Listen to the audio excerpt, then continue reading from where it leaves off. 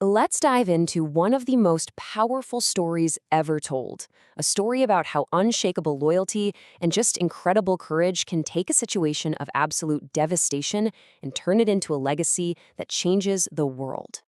And really, it all boils down to this one question.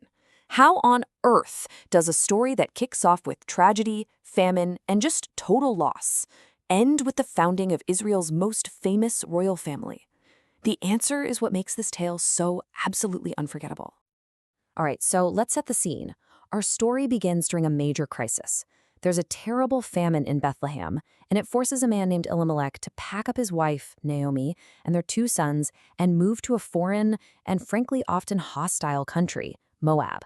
They're essentially refugees, just looking for a way to survive. Okay, fast forward 10 years, and in that decade, Naomi's world just completely falls apart. Her husband dies. Then her two sons, who had married local Moabite women, they die too.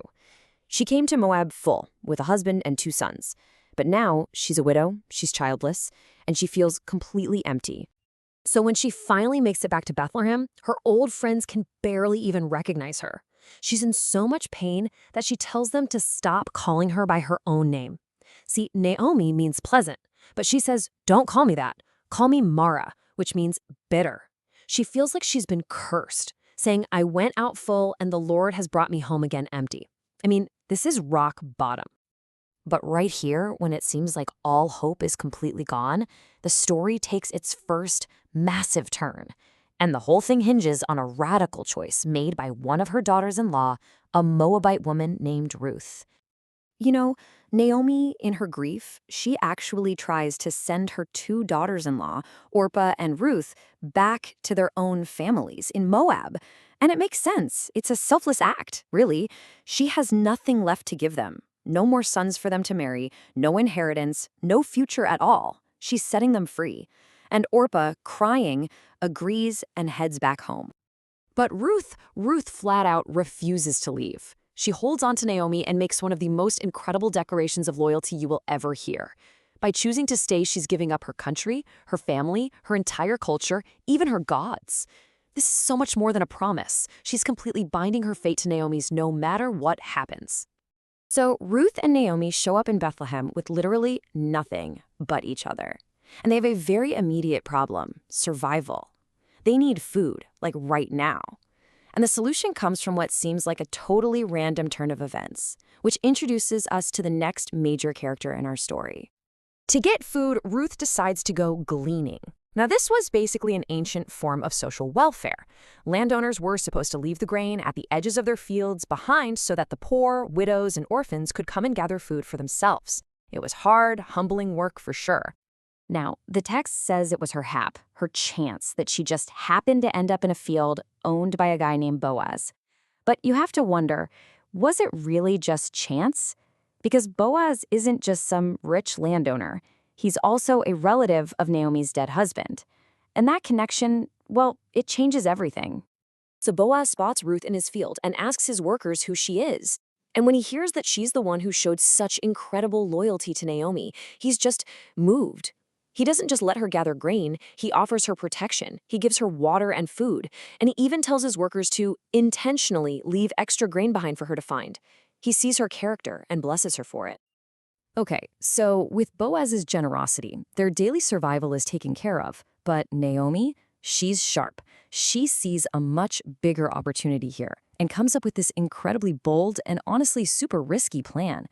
This isn't just about food anymore. This is about securing a future, a family, and a legacy.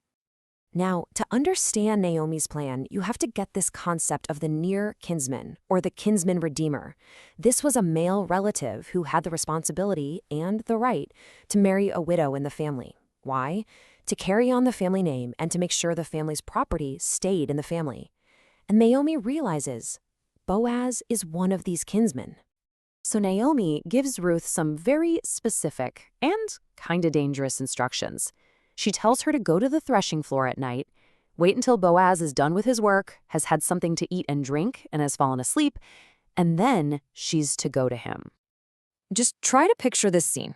It's the middle of the night, it's dark, and Ruth quietly goes over to this powerful, wealthy man while he's sleeping and lies down at his feet. This is a moment of just immense vulnerability, but also incredible courage. Everything is riding on this. Around midnight, Boaz wakes up, startled, and sees a woman there. He asks, "Who are you?" And Ruth tells him, and then she makes her move. Asking him to spread thy skirt over her wasn't just poetic language. It was a direct, symbolic way of asking him to take her under his protection, to marry her and to fulfill his duty as her kinsman redeemer. Boaz is just blown away by her honor and her bravery, and he agrees. But then, he reveals one final twist. He is a kinsman redeemer, yes, but there's actually another man who's a closer relative, and that guy has the first legal right to redeem Ruth and the family land. So the final act of our story moves from the dark, quiet threshing floor to the very public, very official town square. This private proposal has to become a legal, public transaction, and that all happened at the city gate. Boaz turns out to be as clever as he is kind. In front of 10 city elders who serve as witnesses, he finds the other kinsman. First, he offers the man the right to buy Naomi's land. The guy immediately says yes, it's a good investment. But then Boaz drops the catch. Whoever buys the land also has to marry Ruth the Moabitess. Suddenly, the other guy backs out fast, worried it would mess up his own inheritance. And just like that, the path is clear for Boaz. And to make the whole thing official and legally binding, they follow this old custom. The other kinsman takes off his shoe and hands it to Boaz right there in front of all the witnesses. It might seem strange to us, but this was their version of signing a legally binding contract. The deal was done. And here, the story comes beautifully full circle. Remember the woman who wanted to be called bitter? Well, now the women of the town are celebrating, saying, "A son is born to Naomi." The woman who came home empty is now told that her loyal daughter-in-law is better to you than 7 sons. Her emptiness has been completely and totally filled. But the story doesn't even end there. The real payoff is absolutely massive for history. See, Boaz and Ruth have a son, and they name him Obed. Obed grows up and has a son named Jesse. And Jesse's son? His name is David, the greatest king in the history of Israel. That royal dynasty we asked about at the beginning, it was founded right here, in this incredible story of loyalty and kindness. Which just leaves us with this one final thought. The entire course of this story and what came after it all hinged on one woman's simple choice to be loyal, even when things seemed completely hopeless. An act of steadfast love that didn't just save a family, it echoed through generations and literally helped shape the course of history.